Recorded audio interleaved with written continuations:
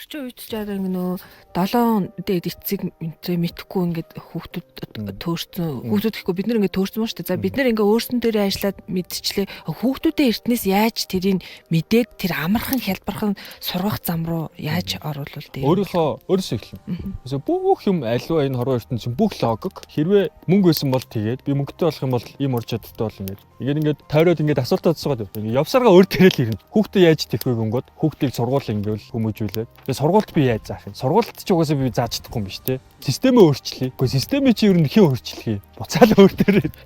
Тэгэхээр бүх логикийн сэтгэлгээний тойрог явсаргаа өөр төрөл ирнэ. Бүр ямар ч байдлаар асуугаад явсан өөр төрөл. За хоёрдугаар яаж яах юм гэдэг те. Тэгэхээр нөгөө түрүү ярьсан шүү дээ. Яаж таних юм? Яаж таних?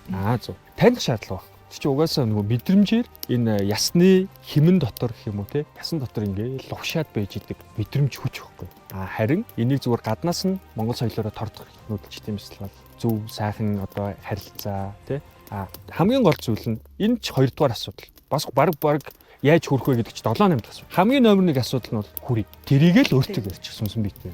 За би хүрэх үү. За тэнгууд энэ дээр нэг юм асуудал гарч ирнэ дараа.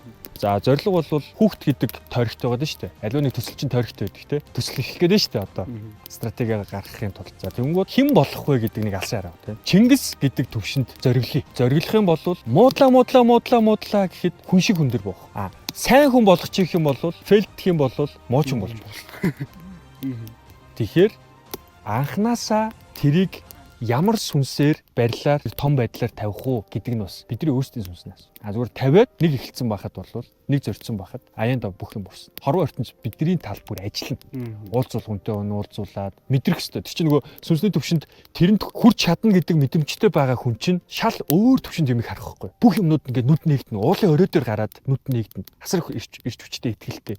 Тэгсэн байхад ерөөсөө юу гэдэг ядуу зүдүү те юу гэдэг юм зааж авах боломжгүй хүнээс хүртэл тэндээс бид нар асар их зүйлийг олж шууд харилцаа. Сүнс хэдий чинээ тэлнэ хуулаараа савтай хэдий чинээ тэлнэ төдий чинээ ихийг хүртэх. Сав томрох тусам савыг томруулахын тулд тэр том зорилгыг тавиад байгаа. Жижигхэн зүйл рүү явж байгаа сав руу хорвоо ертөнц юм тусаахгүй болох л та. Тийм л нэг юу байгаа. Зүг тогтлоо. За дараа тэр өөртөө л ярих нь шүү дээ. Одоо яах вэ?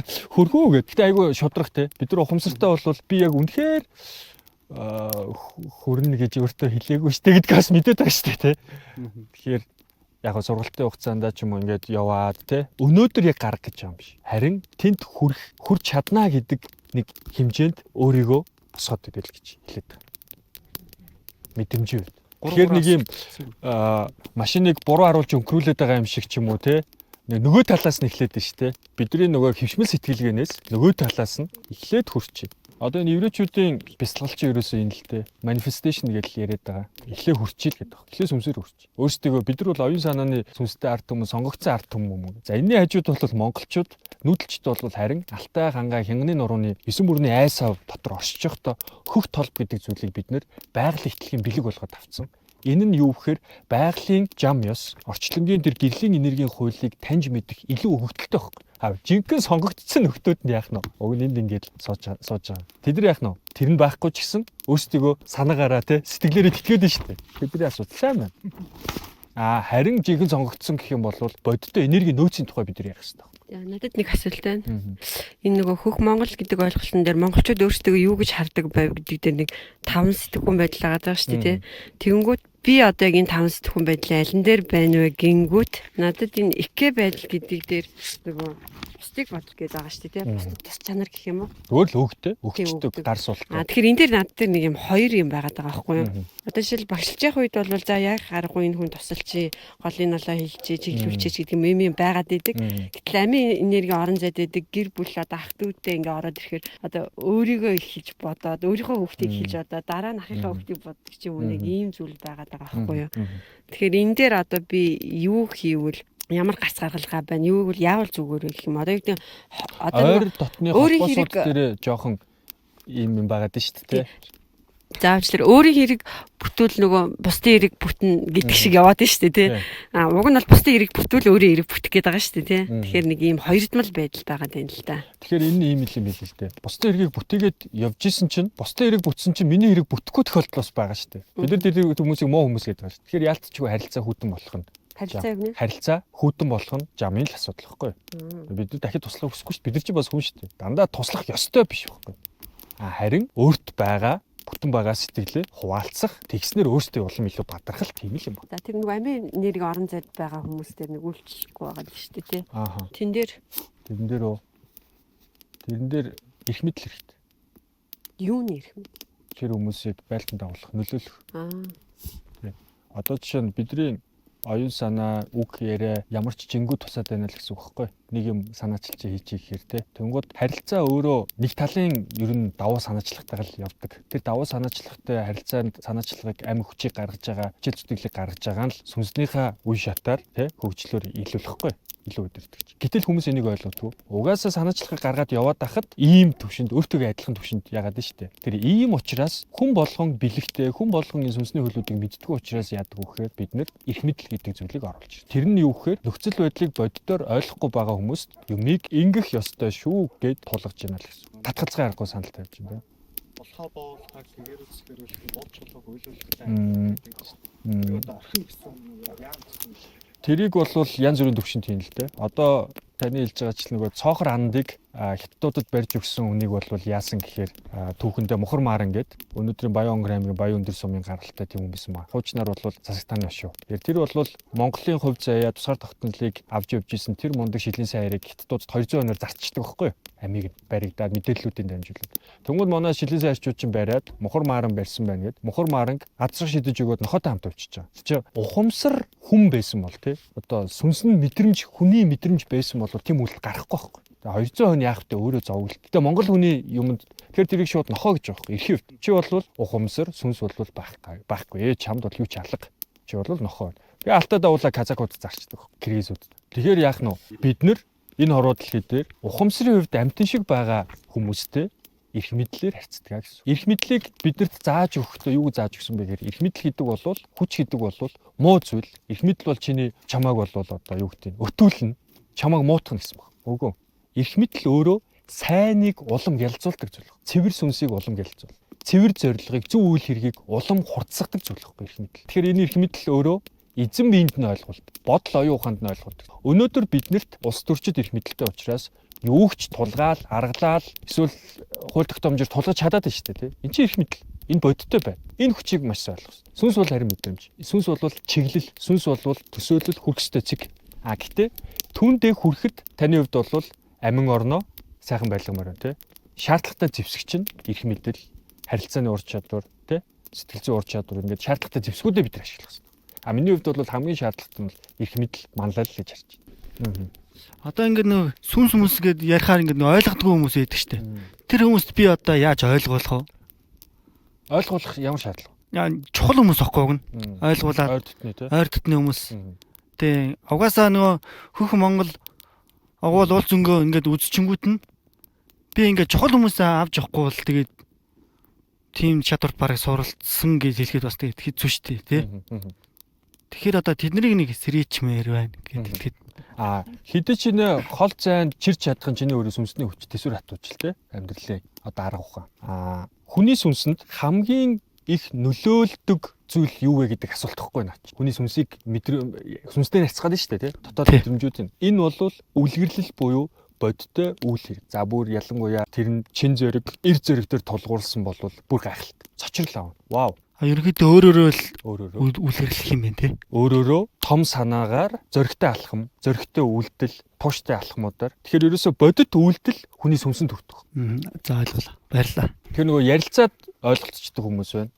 Ярилцаад ч ойлголцохгүй байгаа хүмүүст би ярил харуулна гэсэн. Одоо бол энэ бичлэг маань бол тэгээ нэг сонсоод те ингэ хүмүүсийнхаа хүрээндэл явна штэ. Гэтэл нийт массад энэ чинь хүрэхийн тулд тэр их мэдл олон зэвсгүүд биер үйлгэрлэхтэй хизээ ажил үр дүн маш олон талаар нэг харуулна. Бүгд зэвсгнүүд. Гэхдээ энэ өөрөө ариун цагаан сүүн сэтгэлээр л сүнсээр л чиглэл авч явах хэрэгтэй болж байна. За өнөөдөр одоо маш чухал гоё сэдв ярьж байна бид нар. Тэгээд Чингис хаан маань одоо ер нь тэр одоо энэ одооны энэ хөгжилд байгаагүй шүү дээ.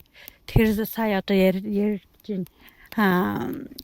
би ер нь бол Монгол хүний одоо тий дотор байгаа энэ сүнсэнд байгаа энэ чадамжууд яс цус генд байгаа энэ чадамжууд одоо их суураараа бүх хүнд байгаа тий энийг хөгжүүлэх гэсэн өөрөө тий одоо ямар нэгэн эрүүл мэндийн юм уу эдийн засгийн юм уу янз бүрийн уналтанд орсон байхад одоо тэр дараагийн шатнд сүнсний сэрэлт гэж ойлгож болохоор тий энэ үе дээр ирсэн хүмүүс зөндөө байгаа байхгүй тий тэрнийг ойлгохгүй. Хоёрдугаар Чингис хаан өөрөө юугээр тий хайр инэрлээрээ бүх олон нийтийг бүрэн дэлхийн улс үндэстнүүдийг нөгөө өөрийн сэтгэлдээ багтаасан энэ соёлоороо одоо бүх юмыг байлдан дагуулсан биш үү тий одоо ямар нэгэн улс үндэстнүүдийг одоо нөгөө байлдан дагуулж эзэлчээ тэр хүн тэр одоо байгаа улс орны соёл иргэн тий тэр юмд нь халддаггүйгээр тэр хүн чанар гэдэг юмыг л ерөөсөө ингэж эрх чөлөөг нь олгож исэн гайхалтай үйл явцуд байсан байна. Тэгэхээр энэнийг одоо суралцахын тулд энэ үр хүүхдүүд тий бид нар одоо залгамж халаагаа бэлдэх нөгөө 100 хүүхэд нөгөө одоо ингээд суралцахад одоо 20 нь одоо Чингис хааны ухаантай болох юм чадамжууд бүх хүмүүст бүх хүүхдүүдэд байгаад байна те. Тэгэхээр л одоо энэ хөгжлийг л түүчилэхэд бид нар энд ингээд сууж гинүү гэж харж байна. Тэгээд энэ гоё сэдвийг ингэж ярьж байгаа.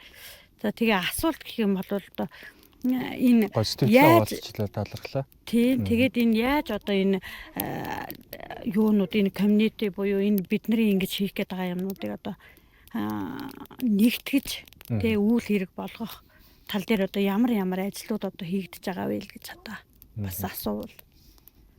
Одоо ингээл ажил нэгдэл сууч та. Тэгээ контент байна. Хүмүүсийн юм нэгдлийг хангана. Хүмүүсийн сүнсийг хэдий ч нэ тэлнэ, нэгнийгээ төдий ч нэ ойлгоно. Энд чинь нэг сүнсний бас нэг ойлголт байгаа юм л та. Хүн өөрөө сүнс нь ингээд агшилттай байх үед бусдыг ойлгож хүсэхгүй. Тэ? Яг өөрийгөө бие хураач штэ, сэтгэлээ хураач. Хайн тэ. Гэтэл тэр нь өөрөө энерги эрчим хүчээр хангагдаад тэлээд ирсний ард дээр олон хүмүүсийн сүнс нийлээ тэмдэглэл үүсэж байгаа. Нэг хөө эн чинь ийм хүн байсан юм байна гэх тэ. Өнөөдөр бидний сургалт дээр нэгнийхээ эрэг талуудыг ингээд хараад тэгээд нэг дотроосоо эн чинь хүмүүсийн өмнө гараад дасгал ажиллахад ийм байд юм байна. Гэхдээ энэ хүнийг би бас хүндлээд эрэг талыг нь харахыг хичээе. Ингээд дасгалжуултууд хийгдэд явчих. Тэгэхээр хэлгээд байгаа санаа нь сүнс хэдий ч нэ агшсан байна. Нэгнийг ойлгохыг хүсэхгүй. Хэдий ч нэ тэлцэн байна. Бүгдийг багтаагаал. Тэгээ өдөр их чинь нэг асуулт байсан юу лээ. Яаж энэ хороо дэлхий дээр өнөөдөр энэ хоёр морио зэрэг авч явах юм бэ гэсэн штэ тий. Сүнсэн бие эзэн бие. Тийм биз дээ. Тэгээ би харин тэр асуулт чи өдөржингөө бодсон. Тэгээд нөгөө бодоод шийдвэрэг өгдөг шиг. Ерөнхийдөө за мэдээж амжиргаагаа бодох хэвээр. За амжиргаа юу юм? Амжиргаа өөрөө мөнгө энэ цаг үед. Тоглоом дүрм тийм. Мөнгө өөрөө юу юм? Ур чадвар. Ур чадвар байх юм бол ур чадварт суралцахад юу хэрэгтэй? Буцаал нөгөө сүнс.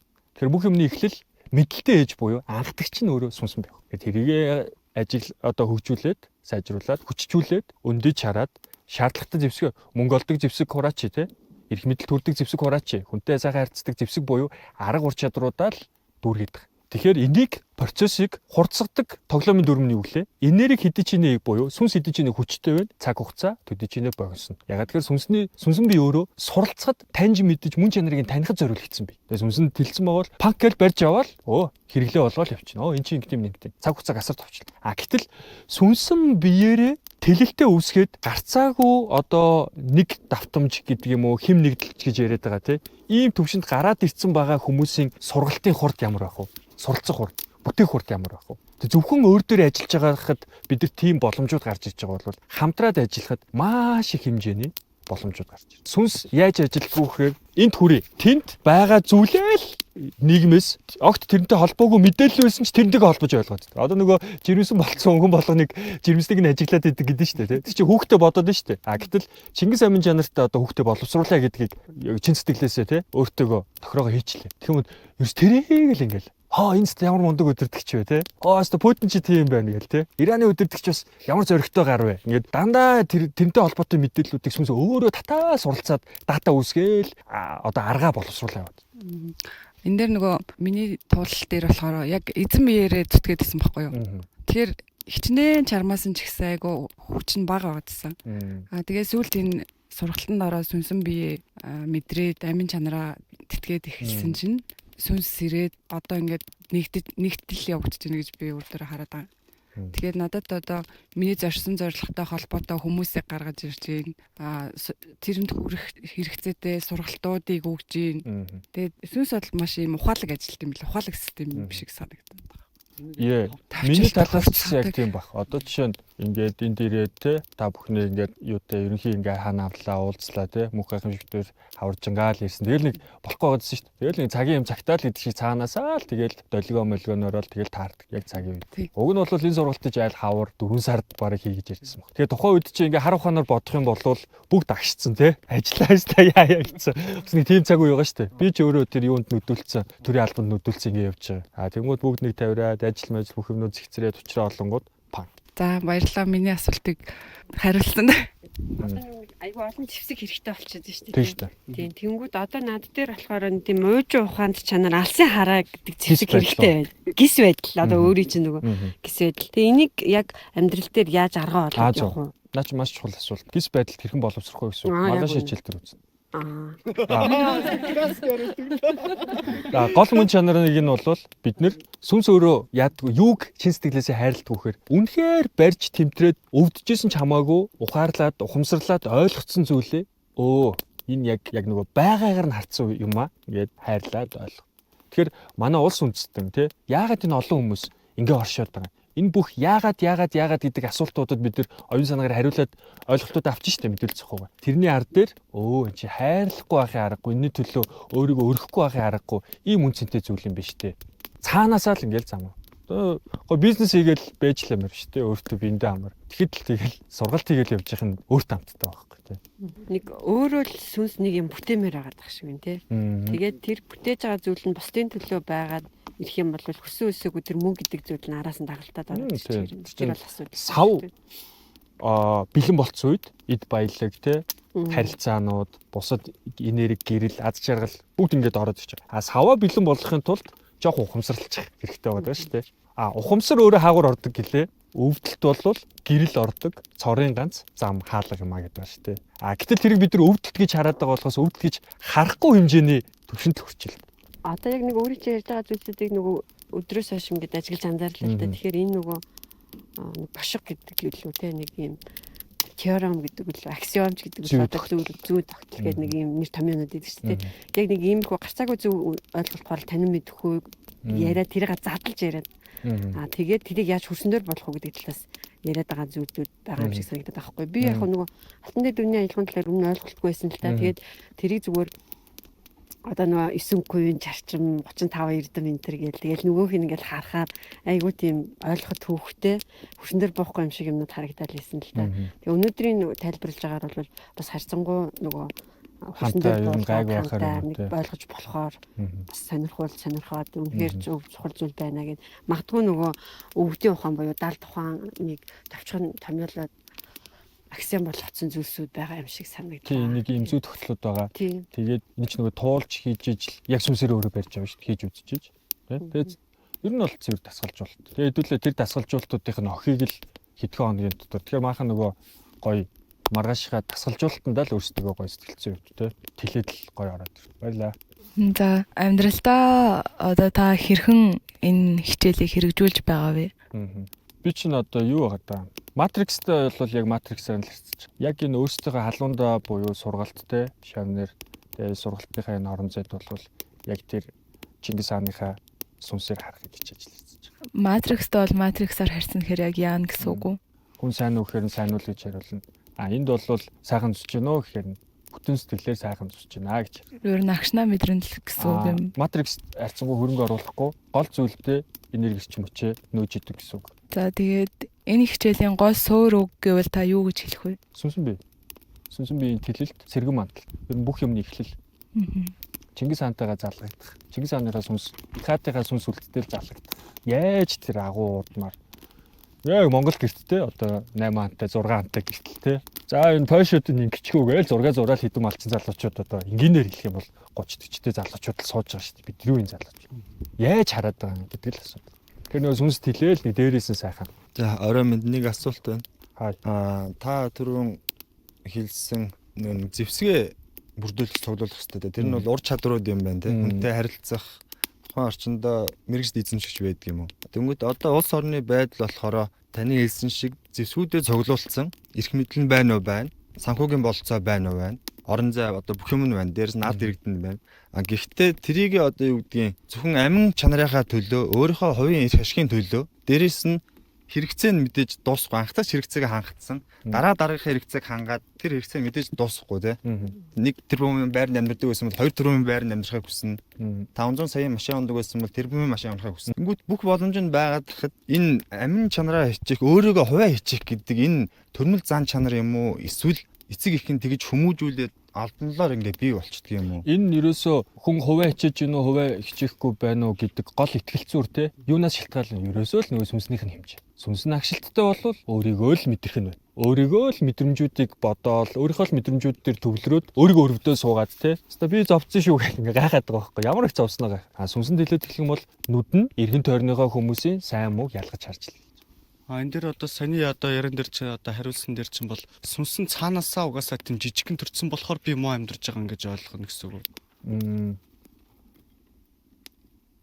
Тэр чи одоо нөгөө хүн болгоны гарал үүсэл, амьдралын нөөц боломж болцоо багаас нь л хүчнэдсэн бол бас хэцүү шүү дээ. Тэгэхээр ер нь бол сүнс өөрөө гэрэл тэгээд өөрөө хүний сав. Гэтэл тэр савыг багаас нь яаж одоо хүмүүжилтэй амьдрсан амьдралынх нь турш яаж одоо авч яваад насан туршид өөрөө өөрийнхөө эзэн болоод ингэж явах вэ гэдэг одоо энэ бидний амьдарч байгаа орон зайгаас шалтгаалаад байгаа юм л да.